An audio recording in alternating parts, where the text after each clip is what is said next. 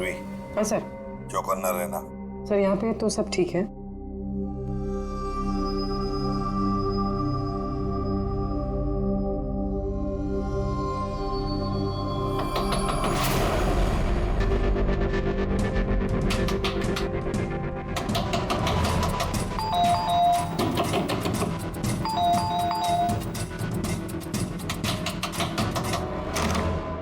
जी कहिए। वो मेरे पीछे ना कुछ गुंडे पड़े, मैं अंदर आ सकती हूँ प्लीज? एक मिनट।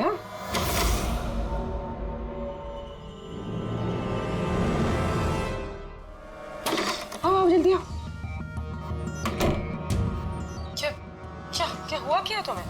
अरे ये तो आदित्य है, शिप्रा की पड़ोसी। वो एक्चुअली मेरे पीछे कुछ गुंडे पड़ गए थे, मुझे समझ नहीं आ रहा था इसलिए मैं आपके घर आ गई। कोई बात नहीं। Thank you miss. अल्पा और तुम? अदिति। बैठो। आप प्लीज मुझे एक गिलास पानी देंगे प्लीज?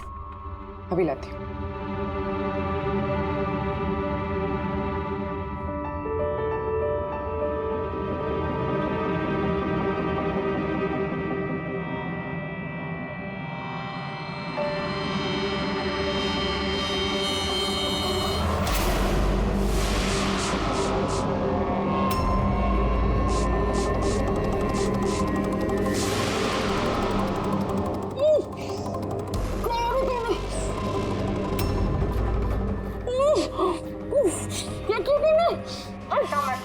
कुछ ऐसा नहीं किया, ज्यादा दर्द नहीं दूंगी तुझे मैं।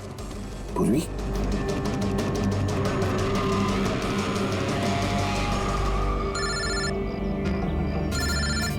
हाँ सर।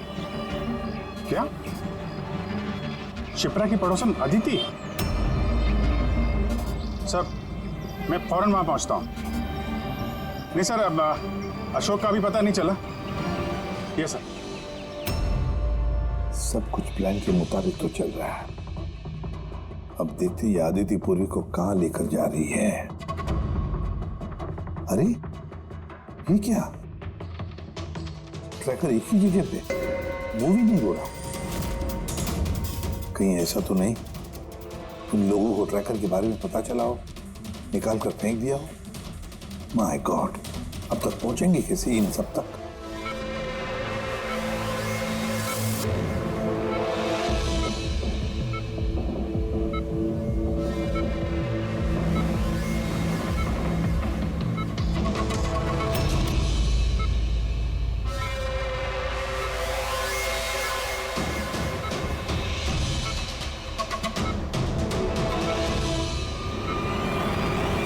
चलो तुम्हारे दवा का वक्त हो गया है, अब अच्छे बच्चे की तरह दवा लो।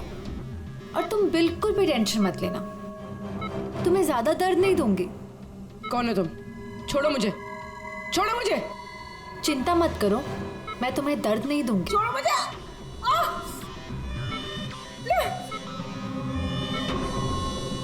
मैंने तुम्हें मना किया था ना कि कुछ दिनों के लिए हम किसी नए लोगों को नहीं लाएंगे, क्योंकि सीआईडी वाले हमें पागलों की तरह ढूंढ रहे हैं। हमारी कोई भी लापरवाही हमें बहुत महंगी पड़ सकती है।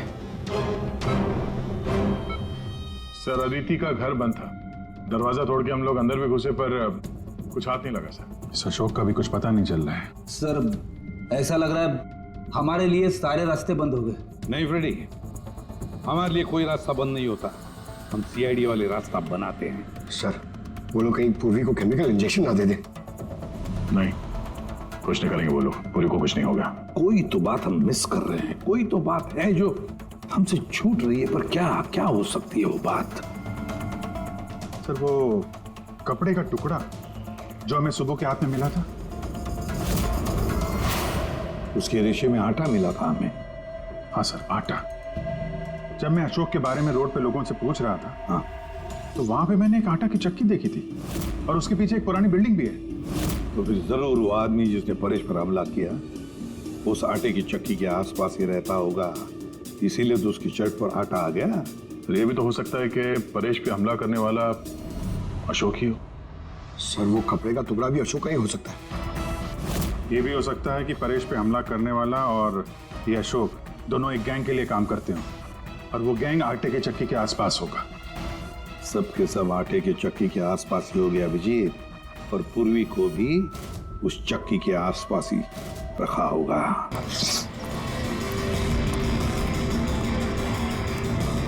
ए, रुको, कौन हो तुम?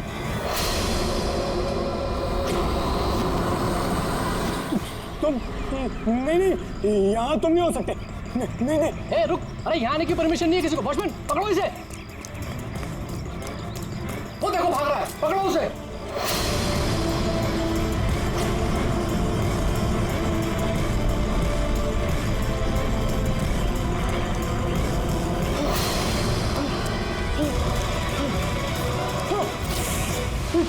तुम यहाँ भी नहीं, तुम यहाँ नहीं हो सकते। नहीं।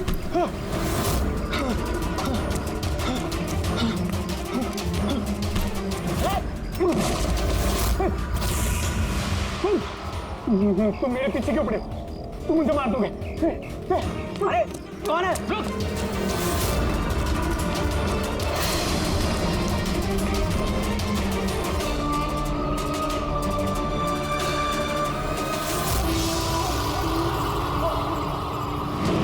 परेश, तुम कहाँ हो? मैं तुम्हारी मदद करने आया हूँ। देखो, डरो नहीं, सामने आओ। मैं तुम्हें उससे बचा लूंगा। कुछ नहीं कर पाएगा वो तुम्हारा। सामने आओ परेश।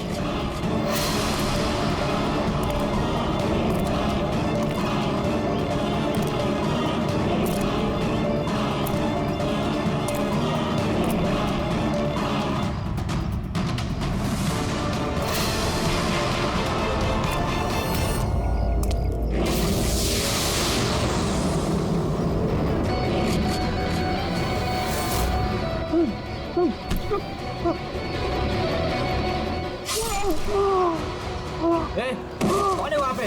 हाँ?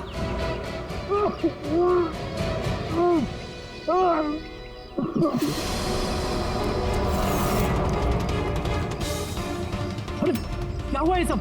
अरे किसने किया? बोलो, बताओ। ठीक तो हो तुम? अरे बताओ किसने किया ये सब? इंस्पेक्टर दा।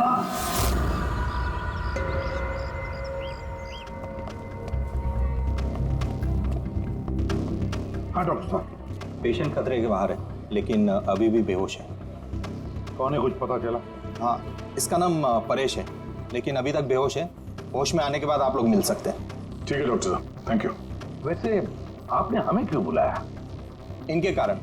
इनका कहना है कि हमला करने वाला आप ही की टीम का है। What? क्या बकवास कर रहे हैं आप? सीआईडी का काम होता है आम आदमी को मुजरिमों से बचाना, हमला करना नहीं, समझे आप? सब सच बकवास ही लगता है, लेकिन ये बकवास नहीं है, क्योंकि पीड़ित ने खुद मुझसे कहा है। क्या बताया उसने? किसने हमला किया उस पर, बताओ। दया। What? क्या बोल क्या रहे हो? मैंने उस पर हमला किया? हाँ, उसने मुझसे यही कहा है कि आपने ही उस पर हमला किया है और आप उसे जान से मारना चाहते हो। क्या? मैं उसकी जान लेना चाहता हूँ? हाँ सर, मुझे लगता है कि आपको दया को अरेस्ट कर लेना चाहिए। हमें हमारा काम बताने की जरूरत नहीं है, समझे आप? मुझे पता था कि आप अपने कलीग का ही साथ देंगे। देखा, चोर चोर मौसेरे भाई। ज्यादा जज मत बन, समझा? और तुम्हारी सर्टिफिकेट की जरूरत नहीं है हमें। परेश को कैसे जानते हो तुम? मैं उसे नहीं जानता सर। तो फिर? सर, ये हमारी कंस्ट्रक्शन साइट पर हमें मिला था। हमें देखकर ऐसे बिहेव कर रहा था कि जैसे इसने कोई भूत देख लिया हो, और फिर एकदम से अंदर भाग गया। और थोड़ी देर बाद इसकी चीख हमें सुनाई दी। जब हम वहां पहुंचे तो वो बुरी तरह जख्मी हालत में पड़ा था, और उसने उसी हालत में हमें बताया कि उस पर हमला दया ने किया है। मैं एक समय पे दो जगह पे नहीं हो सकता। मैं सुबह से ब्यूरो में था। तसल्ली के लिए तुम वो सीसीटीवी फुटेज देख सकते हो, समझे? लेकिन फिर उसने आपका नाम क्यों लिया? एक काम कीजिए, अब जाइए यहाँ से, जाइए। बहुत बोल दिया। Thank you very much doctor साहब। समझ में नहीं आ रहा था, जब तुम ब्यूरो में ही थे तो फिर परेश ने ऐसे क्यों कहा कि दया ने उस पर हमला किया?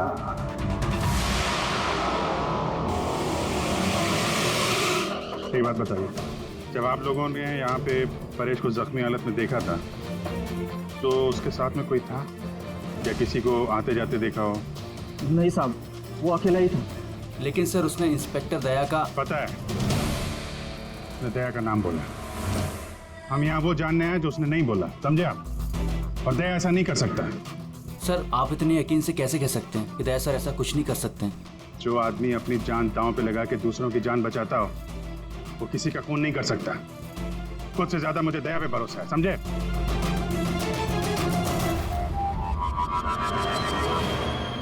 आसपास चेक करते हैं, शायद कोई सबूत मिल जाए।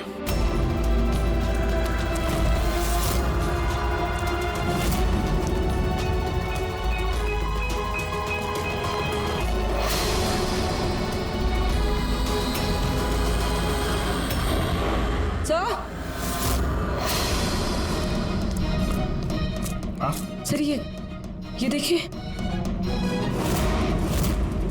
ओह नो,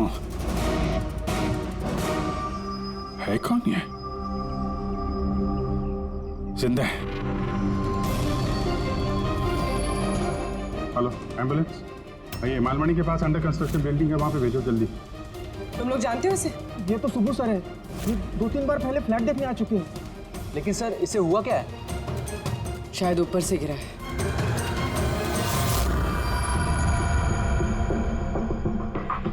ऊपर से गिरा है या फिर गिराया गया है? पेशेंट की कंडीशन स्टेबल है, ये बहुत जल्द होश में आ जाएगी। गुड।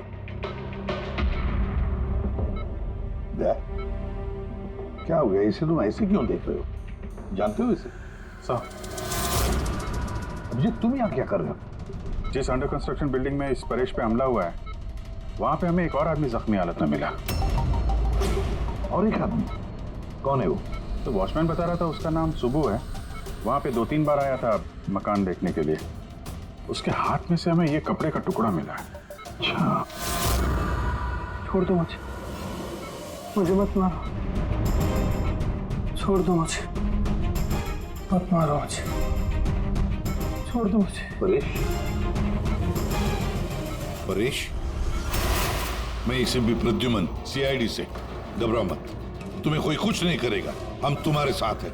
दया, दया छोड़ दो मुझे, दया छोड़ दो मुझे, मुझे मत मारो दया। पर दया तुम्हारे सामने खड़ा है, मैं इसे भी प्रद्युमन हूँ। दया, दया छोड़ दो मुझे, छोड़ दो मुझे। परेश, दया, दया तुम जाओ, दया तुम क्या चाहते हो मुझसे? दया छोड़ दो मुझे। परेश क्या बात कर रहे हो? दया, दया छोड़ दो मुझे, मुझे मत मारो दया। परेश मैं दया नहीं, मैं अभिजीत हूँ। दया, दया जाओ यहाँ से, जाओ, जाओ। अरे दया इधर है।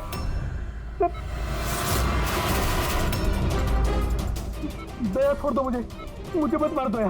परेश इधर देखो, हम पहले मिल चुके हैं, तुम जानते हो मुझे। दया छोड़ दो मुझे, मुझे मत मारो। सब दया हो, तुम सब दया हो, मुझे मत मारो।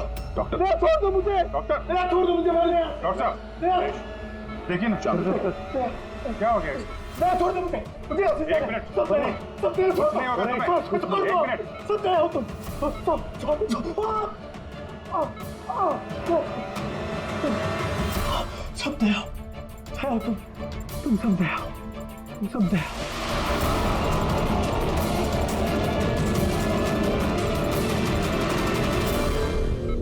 ये चक्कर है क्या? और हर किसी के चेहरे में उसे मेरा चेहरा नजर आता है।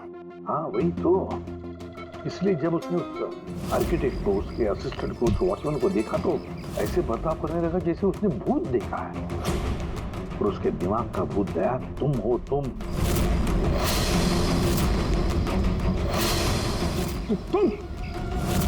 और इसीलिए उसे लगता है कि तुमने उस पर हमला किया है, क्योंकि हमलावर में भी वो तुम्हें ही देख रहा होगा। तो मेरी समझ में ये बात नहीं आ रही सर कि मेरा ही चेहरा क्यों? दया, तुम कह रहे थे ना इसे तुम पहले से जानते हो। कैसे? सर लगभग 15 साल पहले मैंने इसे गिरफ्तार किया था सर। हाँ, और 2 साल पहले ये जेल से छूट गया। और पिछले 2 साल में अलग अलग केस में मैंने इसे 2 बार अरेस्ट किया सर। अभी ये परेश पुराना मेहमान है दया का। और परेश पे हमला किया किसने और क्यों?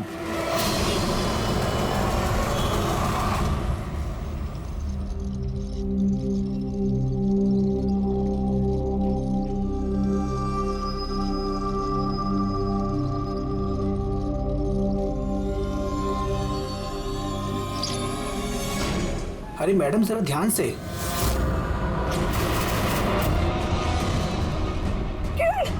कौन किरण? मैं कोई किरण नहीं हूँ। अरे क्या कर रही है मैडम, क्या कर रही हैं आप? आपको कुछ गलतफहमी हो रही है मैम। अरे मैडम, आप ठीक तो हो ना? कौन किरण?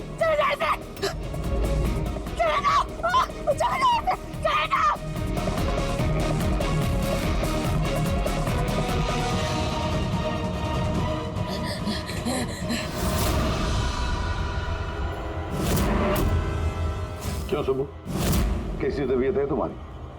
सर, पैर की हड्डी टूट गई है और बाकी इधर उधर थोड़ी सी चोटें लगी हैं। मुझे एक बात बताओ, क्या हुआ था उस दिन? हाँ? वो आदमी सीढ़ियों से भाग रहा था जब मैं उससे टकराया, और जब मैंने उसके हाथ में चाकू देखा तो मैंने शोर मचाया और उसे पकड़ने की कोशिश की, लेकिन तब उसने मुझे धक्का दे दिया और मैं नीचे गिर गया। उसके बाद सर कुछ याद नहीं। सुबह, तुम्हारे हाथ में से हमें वो जो एक कपड़े का टुकड़ा मिला था, लाल कलर की चौकड़ी का, क्या वो उस आदमी की शर्ट का टुकड़ा था?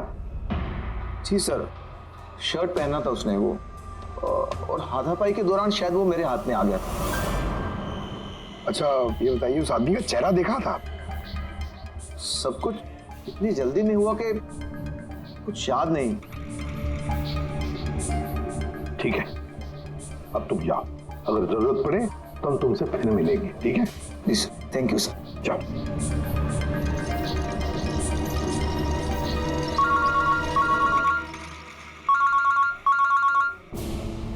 आदया, क्या? कहां पर? अच्छा ठीक है, मैं अभिजीत और पूर्वी को भेजता हूं उधर। हाँ हाँ, अभी अभी। यस। क्या हुआ सर? मैं बता रहा था कि किसी सुपरमार्केट में एक औरत आसपास के सभी लोगों पर हमला कर रही थी और हर एक को किरण किरण किरण नाम से पुकार रही थी। देखिए मैडम, हम लोग सीआईडी से हैं, आपकी मदद करने के लिए आए हैं, ठीक है? ये चाकू हमें दीजिए। देखिए मैडम, मैं किरण नहीं हूँ, मैं इंस्पेक्टर अभिजीत हूँ। मैं तुम्हें भी जान से मार दूंगी। मैं नहीं छोड़ूंगी। आप प्लीज नहीं छोड़ूंगी। चाकू रखिए। तुम भी किरण हो, मैं बोल। क्या हुआ? सॉरी। Oh no. अरे क्या हो गया? ये औरत गिर कैसे गई? क्या हुआ? हटिए, आजा। एक्सक्यूज मी, हटिए, पीछे हटिए। एक मिनट पीछे आइए। हुआ क्या है इसको? मैडम सुनिए। क्या हुआ इसे? मैडम, सर ये तो मर चुकी है। क्या? इसके शरीर में टेट्राकोटॉक्सिन या ब्यूरारे नाम का जहर इंजेक्ट किया गया था, जिसकी एक बूंद भी जानलेवा हो सकती है। मगर ये जहर तो हमारे देश में आसानी से नहीं मिलता ना। सिर्फ उसे ही मिलता है जो बड़ा रिसर्च कर रहा हो। तो भगदड़ में किसी ने वो पॉइजन इसे इंजेक्ट कर दिया। मगर एक काम करो, इस हादसे के वक्त का जो सीसीटीवी फुटेज है ना, वो अच्छी तरह से चेक करो। खूनी की तस्वीर उसी में मिलेगी सर। और सर, इस परेश का क्या? इसे हर जगह मैं ही क्यों दिखता हूँ? सालू के साहब, मुझे तो ये केमिकल की बहुत बड़ी गड़बड़ लग रही है। ठीक कह रहे फ्रेडी बॉस, ये वाकई किसी खास केमिकल की वजह से, क्योंकि मुझे इसके और परेश के दिमाग में एक अलग किस्म का केमिकल मिला है।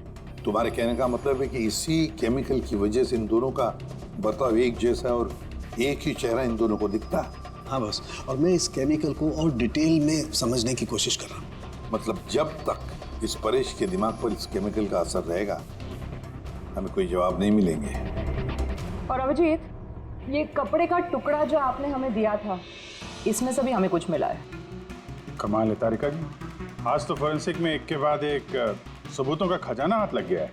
क्या मिला क्या आपको? ये कॉटन का कपड़ा है और इसके रेशो में आटे के कुछ ट्रेसेस मिले। आटा? सिर्फ आटा? सिर्फ आटा। हाँ वाकई खजाना तो हाथ लगा है। आटा। सर, सर ये फोटोग्राफ है सर। ये जितने भी लोग हैं इनमें से किसी ने उन्हें पॉइजन का इंजेक्शन दिया सर। अब और एक काम करो, ये जितने सारे लोग हैं ना, इन सब की मूवमेंट ट्रैक करो शॉपिंग मॉल में। खून होने से पहले ये लोग कहाँ थे, कहाँ से आए, क्या क्या कर रहे थे, और खून होने के बाद में देखो ये लोग कहाँ कहाँ गए। ओके?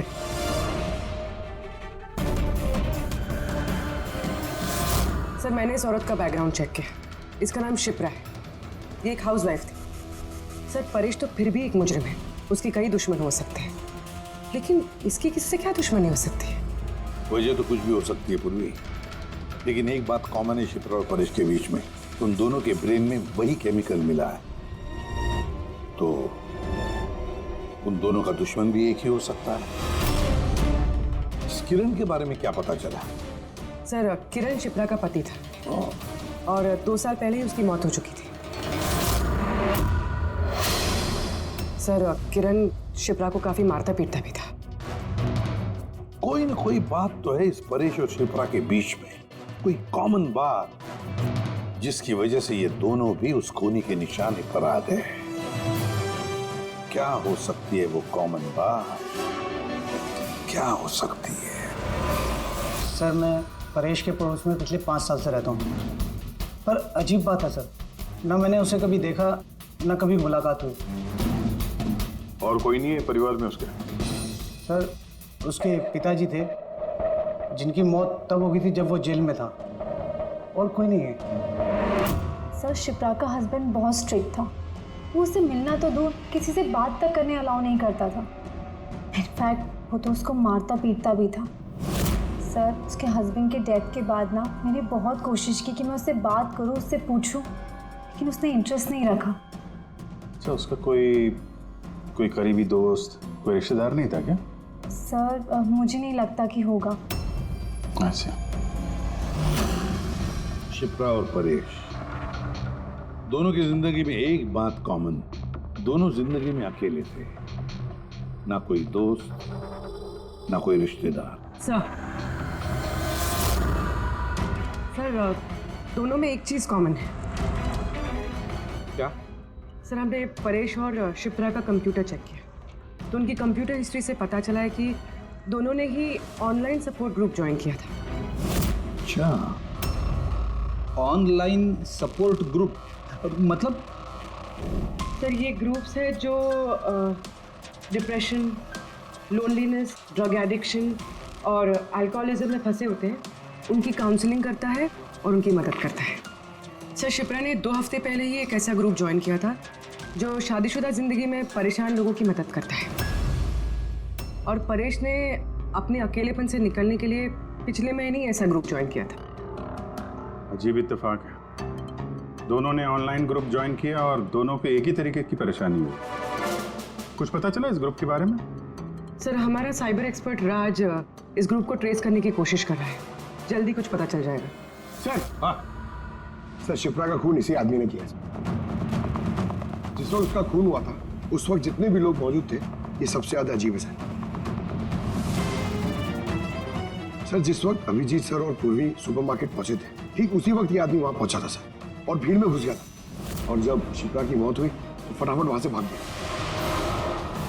रेडी, काम करो, हमारा डेटाबेस चेक करो, शायद इसके बारे में कुछ पता चले, कोई लीड मिल जाए।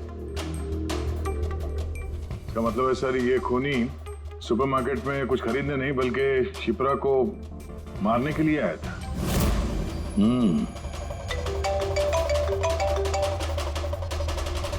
हाँ राज, ओके ठीक है, तो तुम मुझे एड्रेस एसएमएस कर दो। Thank you. Sir cyber expert Raj का फोन था, उसका कहना है कि ये दोनों ग्रुप्स एक ही आईपी एड्रेस से बनाए गए हैं। हाँ, एक ही कंप्यूटर से? हाँ सर। आईपी का एड्रेस मिला है? हाँ सर, अंधेरी में एक प्रिंटिंग शॉप है, ये दोनों ग्रुप्स वहीं से बनाए गए हैं। बस, तो फिर अभिजीत तुम और पूर्वी जाओ वहां पर और देखो कौन है इस सबके पीछे और उसका क्या कनेक्शन है। क्या सोच रहे होते हैं? सर नहीं, पंकज ने भी बताया कि वो खूनी शिप्रा को मारने के इरादे से ही आया था। तो फिर सर उसे पता कैसे चला कि शिप्रा वहाँ सुपरमार्केट में है और वो लोगों पे हमला कर रही है? वो शिप्रा को फॉलो कर रहा होगा सर। अगर फॉलो कर रहा था तो अभिजीत और पूर्वी के वहाँ सुपरमार्केट में पहुंचने से पहले वो मार के निकल जाता, बाद में नहीं मारता उसे। अभिजीत को सुपरमार्केट पहुंचने में 20 मिनट लगे और खूनी को भी वहां पहुंचने में 20 मिनट लगे, तो इसका मतलब है दोनों को भी खबर एक ही वक्त पहुंची थी। सर कहीं ऐसा तो नहीं कि इंफॉर्मेशन खूनी को हमसे ही गई हो? हमारे यहां से इंफॉर्मेशन? हाँ, हो सकता है। क्या कहीं ऐसा तो नहीं कि जब हम परेश को देखने गए थे हॉस्पिटल में, उस वक्त खूनी वहां पर मौजूद था और उसने मेरी बातें सुन ली हो? खूनी हॉस्पिटल में कर क्या रहा था? क्या परेश खूनी के हाथों पहले तो बच गया था। हो सकता है खूनी अपना अधूरा काम पूरा करने हॉस्पिटल आया था, परेश को खत्म करना चाहता था इसलिए।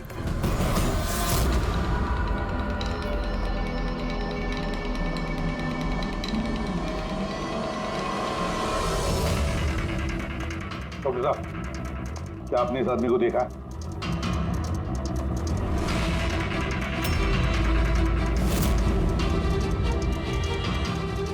भाई साहब, ये आदमी को देखिए जरा, इस हॉस्पिटल में इसको देखा है कहीं? हाँ हाँ, इसको तो मैंने देखा है। कहाँ देखा है? वहाँ वेटिंग रूम में।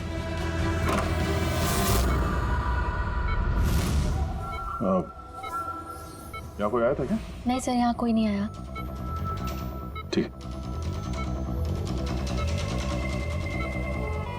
हाँ दे सर परेश तो ठीक है, पर वो खूनी अभी तक दिखा नहीं।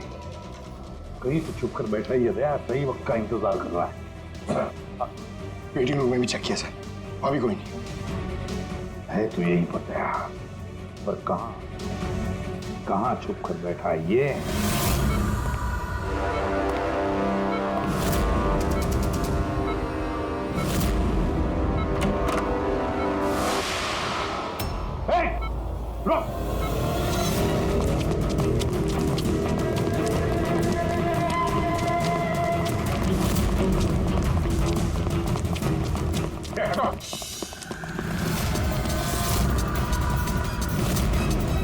कहाँ भागोगे? रुक!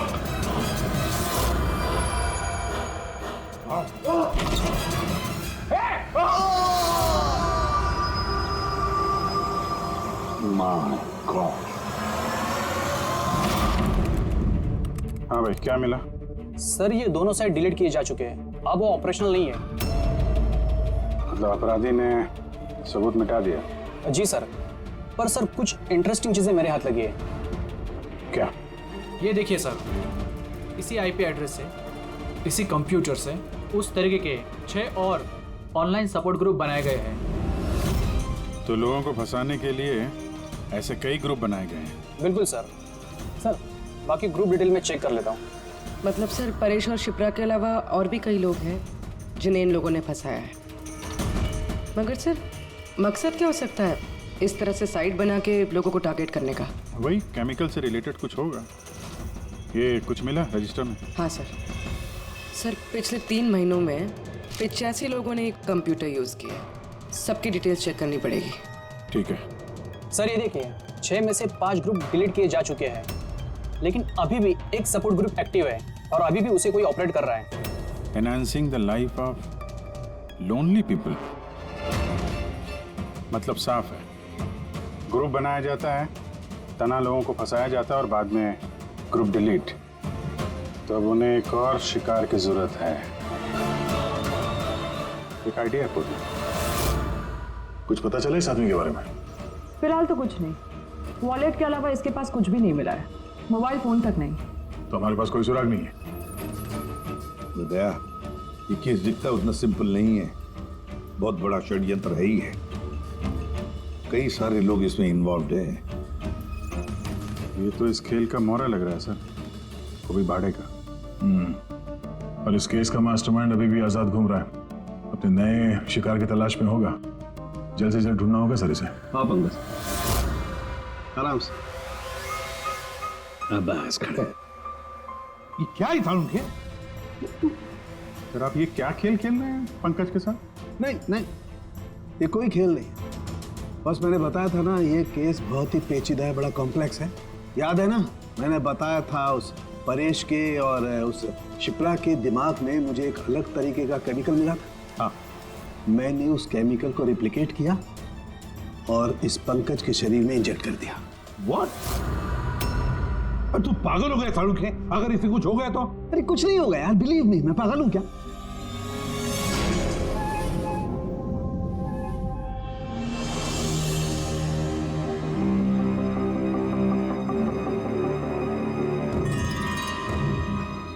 पंकज, अब आंखें खोलो, देखो तुम्हारे सामने कौन खड़ा है।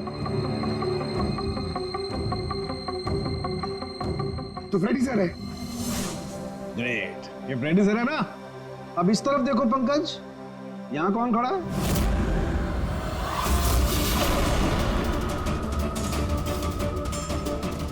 ये कैसे हो सकता है? ये इधर फ्रेडी सर, यहाँ फ्रेडी सर। मतलब शाहरुख है, ये परेश और शिप्रा के साथ यही हो रहा है। बंद कर, बस बस, पट्टी लगा लो, पट्टी लगा लो बस। ये देखा बस, इसे फ्रेगोली सिंड्रोम कहते हैं। इस सिंड्रोम में इंसान को एक ही चेहरा हर चेहरे में दिखाई देता है। उस इंसान का चेहरा जिसे या तो वो सबसे ज्यादा नफरत करता है या जिससे सबसे ज्यादा डरता है। पंकज, मुझसे इतनी नफरत करता है तू? अरे सर, आपसे नफरत थोड़ी करता हूँ सर, आपसे तो मैं डरता हूँ। पंकज को मैंने इस केमिकल का बहुत थोड़ा सा डोज दिया, इसीलिए इस पर वैसा असर नहीं हुआ जैसा शिप्रा पर और परेश पर हुआ था। परेश और शिप्रा को तो इतना हैवी डोज दिया गया था कि उनके दिमाग पर गहरा असर हुआ और साइकोसिस लेवल पर पहुंच गए। इसलिए दोनों ऐसा रिएक्ट कर रहे थे जैसे सामने भूत दिख गया हो। तो इसका मतलब जैसे जैसे परेश के दिमाग से ये केमिकल का असर कम होगा, नॉर्मल हो जाएगा और हमें अपराधी तक पहुंचने का जरिया मिल जाएगा। हो सकता है, लेकिन दावा नहीं कर सकते। और हाँ, हम ये भी नहीं कह सकते कि इस केमिकल का असर कितने दिनों में खत्म होगा।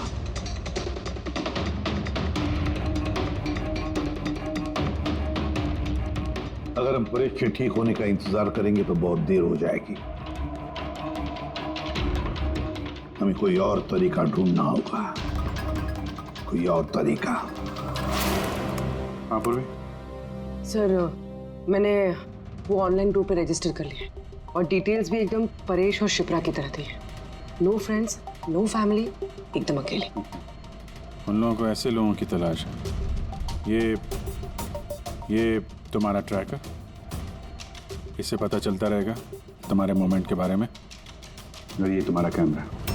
हमारे पास सिर्फ ये वॉलेट है सर, उस आदमी की पहचान और असलियत जानने के लिए, और ये कुछ चीजें मिली है साथ में।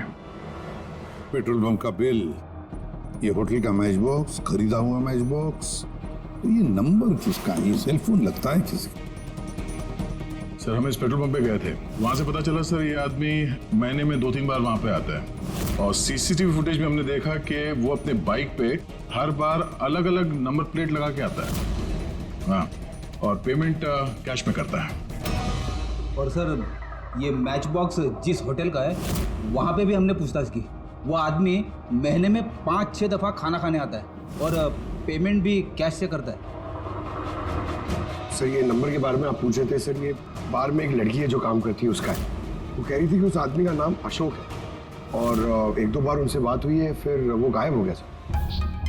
मतलब हमारे पास इस अशोक के बारे में सिर्फ इतनी इंफॉर्मेशन है। एक काम करते हैं, ये सारी जो लोकेशंस है ना, पेट्रोल पंप, बार और ये होटल, देखते हैं कहाँ पर है। जरा मैप दिखाओ।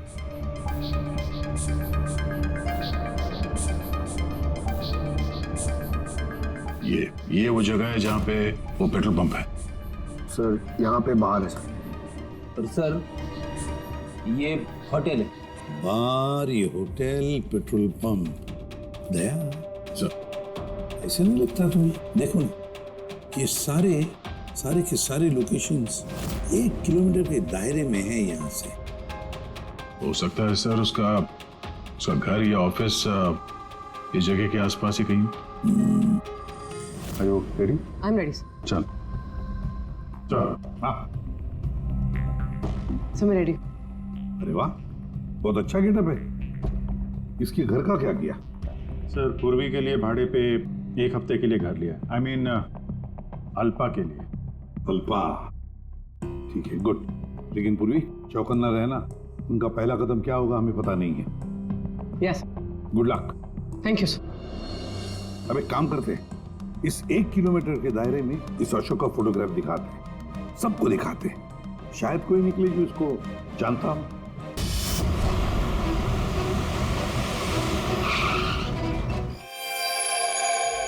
कोई अपने जगह से नहीं हिलेगा, कोई भी नहीं। पूर्वी कहाँ है? अदिति, पूर्वी कहाँ है?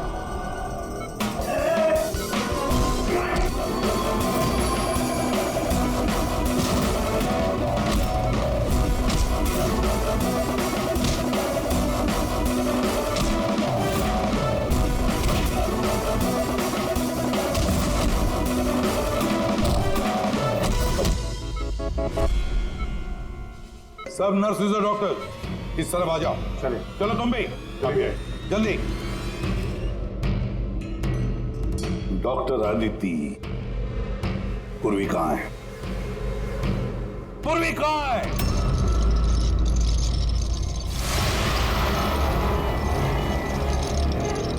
हमारी पूर्वी मेरे पास है एसीपी। शंभू तुम? मैं, जिसे तुम लोग यहां वहां खोज रहे थे ना, वो तुम लोगों के साथ ही था। मुझे देखकर अफसोस तो हो ही रहा होगा ना।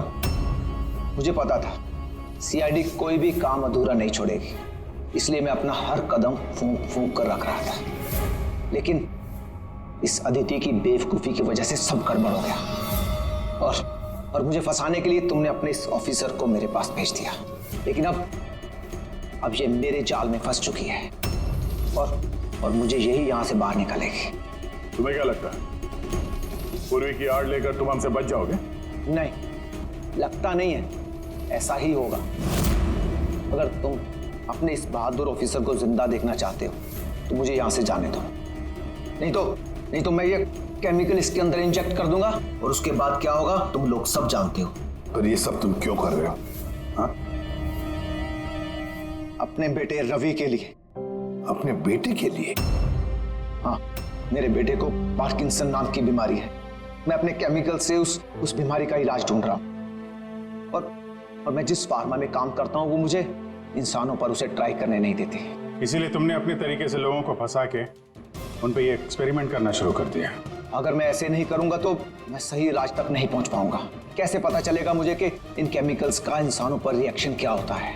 और इसीलिए तुम सपोर्ट ग्रुप में ऐसे लोगों को टारगेट करते थे जो अकेले रहते थे, ताकि अगर वो गायब भी हो जाए तो किसी को भनक ना लगे और तुम उन पर अपने एक्सपेरिमेंट्स आराम से करते रहो। हाँ? अकेलेपन से जूझ रहे परेश को मैंने अपने सपोर्ट ग्रुप के जरिए फंसाया और उस पर एक्सपेरिमेंट शुरू किया। लेकिन इन सबकी गलती की वजह से वो यहाँ से भाग निकला और तुम लोगों के हाथ लग गया। नहीं तो मेरा प्लान कभी फेल नहीं होता। तभी तुम उसकी जान के पीछे पड़े हुए थे। मैं तो उसे अंडर कंस्ट्रक्शन बिल्डिंग में ही मार डालता, लेकिन वो आर्किटेक्ट बीच में आ गया। वहां तुम भी तो जख्मी हालत में मिले थे, ये क्या चक्कर है? परेश को जैसे ही मैंने चाकू मारा मुझे लोगों की आवाज आई और मैं वहां से भागना चाहा और हड़बड़ी में तुम्हारा पैर फिसल गया और तुम सीधे नीचे गिर गए। मैं तो वहां से भी भाग जाता, लेकिन मेरे टूटे हुए पैर की वजह से मैं भाग नहीं पाया। और इसीलिए तुमने विक्टिम होने का ढोंग किया ताकि तुम सेफ भी रहो और किसी को तुम पे शक भी ना हो। और तभी तुम लोगों की नजर मुझ पर पड़ी। और शिप्रा का क्या? उसे तो तुमने किडनैप नहीं किया था, वो तो सुपरमार्केट में घूम रही थी। सपोर्ट ग्रुप में से अदिति ने शिप्रा को चुना और हमने डिसाइड किया कि हम उसे किडनैप नहीं करेंगे और चुपचाप ये ड्रग देते रहेंगे। खिलाड़ी तो तुम शातिर हो और थोड़े कच्चे हो, नहीं तो हमारे लिए सबूत नहीं छोड़ते तुम। याद है ना तुम्हारा वो शर्ट, उसका एक टुकड़ा, कपड़े का टुकड़ा, उस पर जो आटा लगा था ना, बस उसी के जरिए हम तुम तक पहुंच गए।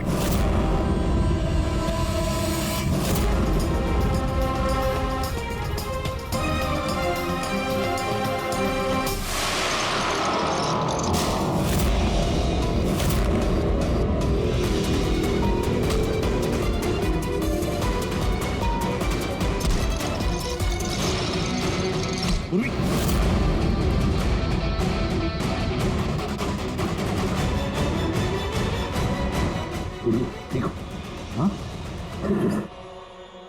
क्या किया तुमने सुब्बू? कभी सोचा है हाँ?